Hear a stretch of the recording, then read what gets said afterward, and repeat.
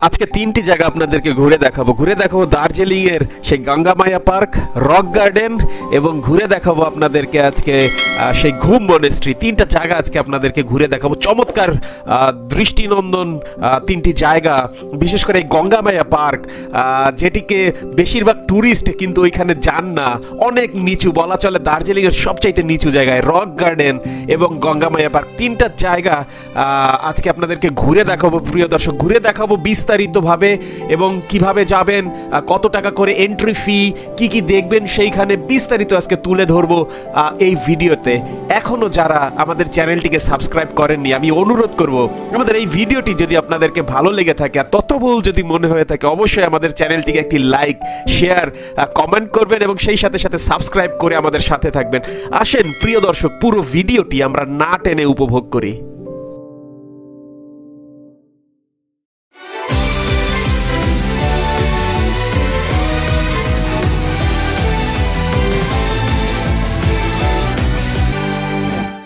গত পর্বে দেখিয়েছিলাম অরেঞ্জ ভ্যালি টি গার্ডেন, চমৎকার ভিউ এইখান থেকে।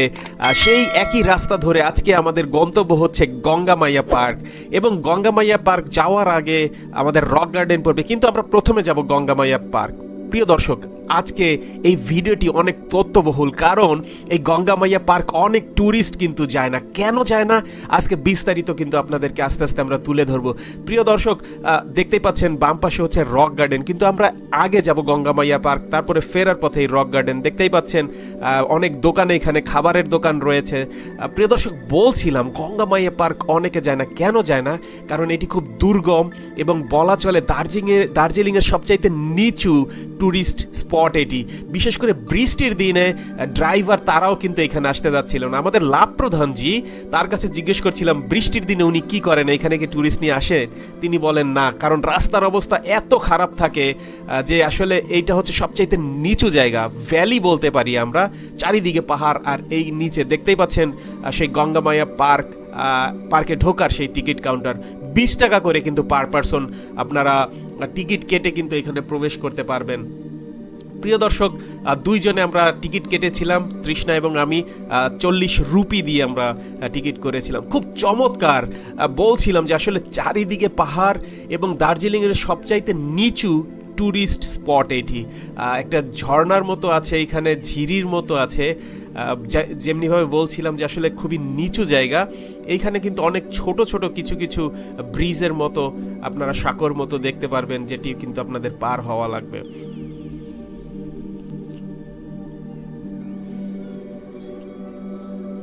খুব চমৎকার একটি সেই পার্ক বলা চলে, এবং বলা চলে এটি একটি ফরেস্ট পার্ক আর কি। কারণ এইটা এতটা নিরিবিলি, মনে হবে যে আপনি যখন এখানে আসবেন আপনার গা ছিমছিম ছিমছিম করছে, কারণ খুব বেশি মানুষ নেই। কারণ বলছিলাম অনেক ট্যুরিস্ট কিন্তু ইভেন জানে না বা এইখানে আসার সাহস করে না, কারণ অনেকটা নিচে। বিশেষ করে বর্ষার দিনে কিন্তু এখানে খুবই কম সংখ্যক ট্যুরিস্ট বা সেইখানের যারা গাড়ির ড্রাইভাররা আছেন তারা কিন্তু আসতে পারে না এখানে।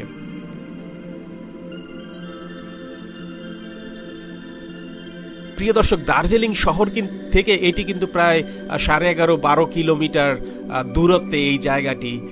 খুব চমৎকার এই গঙ্গামায়া পার্ক। আসলে বলছিলাম চারিদিকে হচ্ছে পাহাড়, এবং এই পার্কটা কিন্তু একটা ভ্যালির মধ্যে, একটা ভ্যালি বা একটা উপত্যকার মতো এই পার্কটি পুরো। খুব চমৎকার, খুব চমৎকার।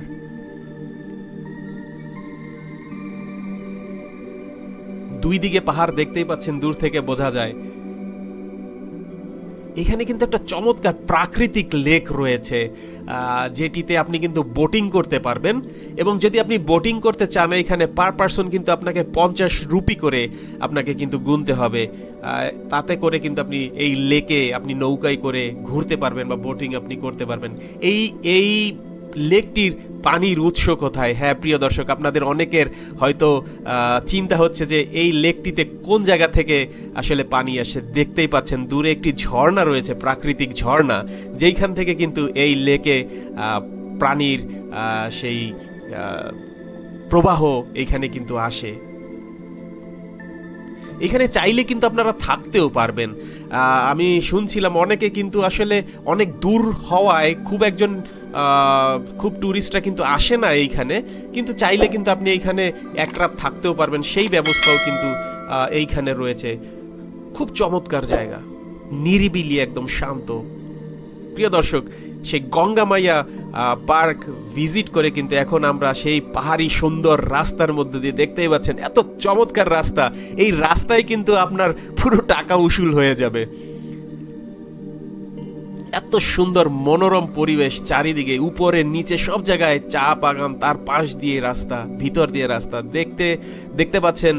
বলতে বলতে কিন্তু আমরা চলে এসেছি সেই রক গার্ডেনে। টিকিট কাউন্টার রয়েছে, এইখান থেকেও কিন্তু আপনারা পার পারসন 20 রুপি দিয়ে কিন্তু আপনারা প্রবেশ করতে পারবেন। আমরা 2 জন ঢুকেছিলাম, আমাদের 40 রুপি পড়েছিল, 20 রুপি করে। এই রক গার্ডেনটি কিন্তু অনেক বড় এবং অনেক উঁচু, কয়েকটি ধাপে কিন্তু ঝর্ণা রয়েছে। তো আপনার যদি প্রত্যেকটি ঝর্ণাকে দেখতে হয়, আপনাকে কিন্তু ধাপে ধাপে উপরে যেতে হবে। প্রিয় দর্শক, আসলে যাদের কিন্তু সেই আবারও একই কথা বলার, যাদের পায়ের সমস্যা আছে, মাজায় সমস্যা আছে, হাঁটতে ঠিকমতো পারেন না, তারা কিন্তু বড়জোর এই পর্যন্ত আসতে পারবেন। এর উপরে কিন্তু যেতে হয়তো আপনাদের কষ্ট হয়ে যেতে পারে। তৃষ্ণা কিন্তু এর উপরে আর যায়নি, অনেক উঁচু কিন্তু এই রক গার্ডেনে। বলছিলাম যে প্রত্যেকটি ঝর্ণা যদি আপনাকে দেখতে হয়, ওই যে দূরে দেখতে পাচ্ছেন অনেক উঁচুতে কিন্তু এই রাস্তাগুলো দিয়ে এঁকে বেঁকে কিন্তু সেই পর্যন্ত পৌঁছাতে পারবেন।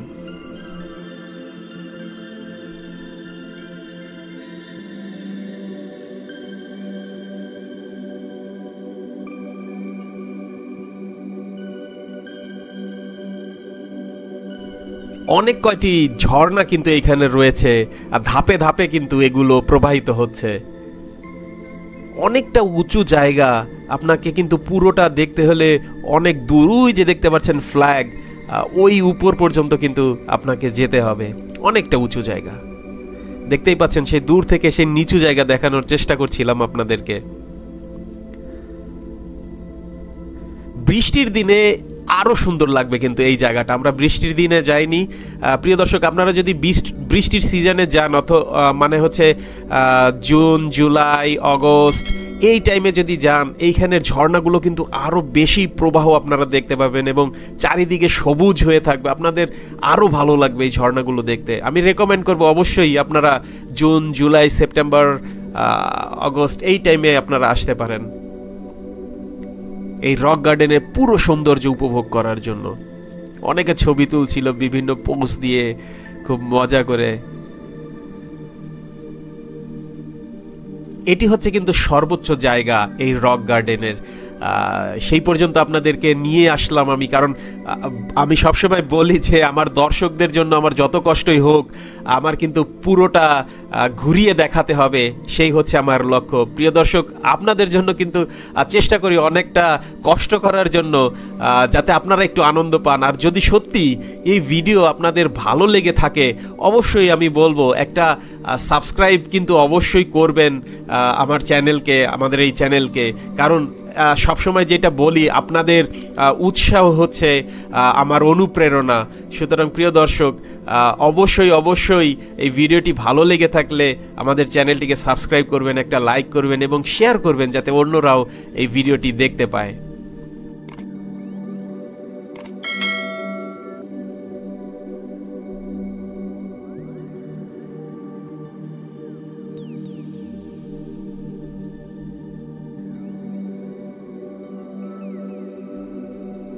কতটা উপরে গিয়েছিলাম দেখতেই পারেন, কতটা নিচ থেকে বুঝতেই পারেন যে কতটা হেঁটে ওঠা লেগেছে উপরে।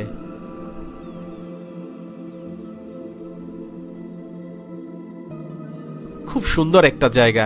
এই পর্যন্ত এসে কিন্তু অনেকে বিশ্রাম নেন, তারা কিন্তু উপরে যান না। অনেক সুন্দর একটা জায়গা, বিভিন্ন ভাবে ওনারা ছবি তুলে থাকেন এইখানে দাঁড়িয়ে।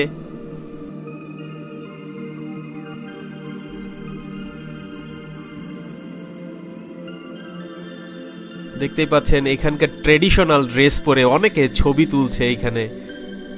আপনিও কিন্তু চাইলে এখানে ভাড়া পাওয়া যায় ড্রেস। আসলে দার্জিলিংয়ের সব জায়গায় আপনি কিন্তু তাদের ট্র্যাডিশনাল ড্রেস ভাড়া করে ছবি তুলতে পারবেন বা ভিডিও করতে পারবেন, সেই ব্যবস্থা কিন্তু প্রত্যেকটি ট্যুরিস্ট স্পটে কিন্তু রয়েছে।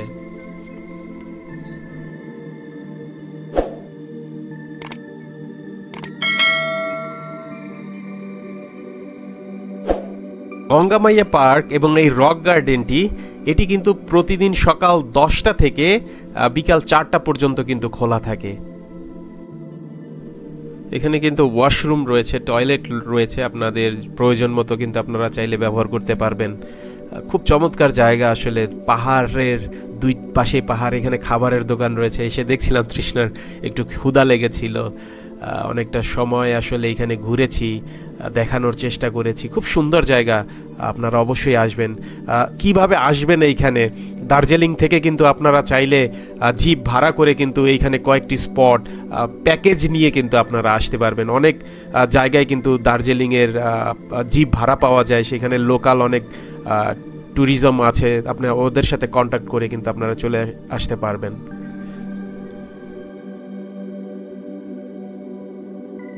আসলে এই দুই পাশের রাস্তার যে ভিউ ছিল, এইটি আসলে আমি বলবো যে এইটি শুধু দেখার জন্য আপনারা একবার হলো এই রাস্তাটায় আসবেন।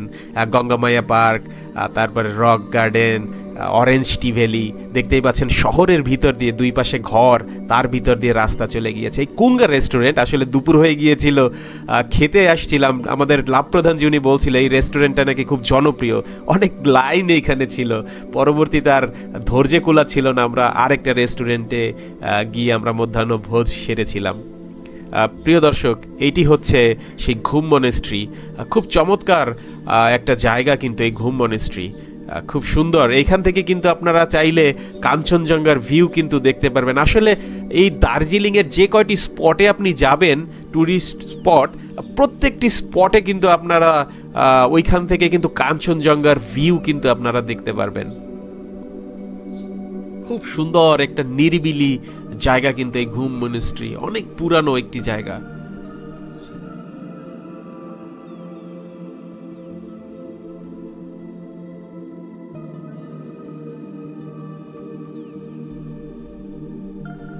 প্রিয় দর্শক, আসেন একটু ঘুম মনেস্ট্রি সম্পর্কে একটু জেনে নিই। ঘুম মনেস্ট্রি বা মঠ কিন্তু বৌদ্ধদের একটি মঠ। এটির জনপ্রিয় নাম ইগা চেংলিং মঠ। এই মঠ পশ্চিমবঙ্গের দার্জিলিং জেলার ঘুম শহরের সমুদ্রপৃষ্ঠ থেকে 8000 ফুট উচ্চতায় কিন্তু অবস্থিত এই মঠটি। তিব্বতী বৌদ্ধ ধর্মের গেলুগ শাখার অন্তর্ভুক্ত কিন্তু এই ঘুম মনেস্ট্রি। মঠে মৈত্রেয় বুদ্ধের একটি 15 ফুট লম্বা মূর্তি, ভিতরে যখন আমরা ঢুকবো আপনারা দেখতে পারবেন 15 ফুট লম্বা একটি মূর্তি রয়েছে। এছাড়া বুদ্ধের শিষ্য চেন রেজি ও চোঙ্গাপার, তাদেরও কিন্তু ছবি আপনারা এইখানে কিন্তু দেখতে পারবেন। 1875 সালে লামা শেরাব গাছো এই মঠটি কিন্তু তিনি স্থাপন করেন। এই ঘুম শহরের মধ্যে কিন্তু এই ঘুম মনেস্ট্রি বা ঘুম মঠটি কিন্তু 3টির মধ্যে বৃহত্তম একটি।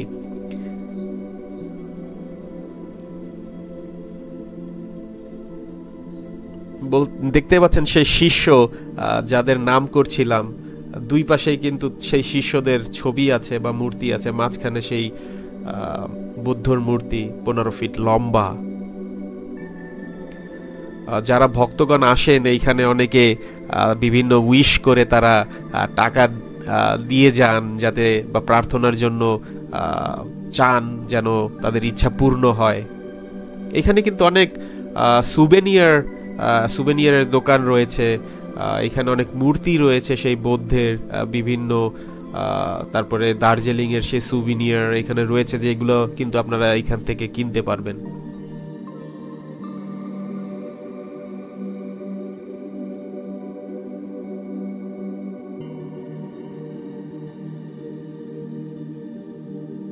এই বিল্ডিংটার ভিতরে কিন্তু কিছু কাপড়ের দোকান রয়েছে, যেখান থেকে কিন্তু শীতের পোশাক রয়েছে। বিশেষ করে আমরা যখন গিয়েছিলাম অনেক শীতের পোশাক দেখেছিলাম, আপনি কিন্তু চাইলে সেইখান থেকেও শপিং করতে পারবেন।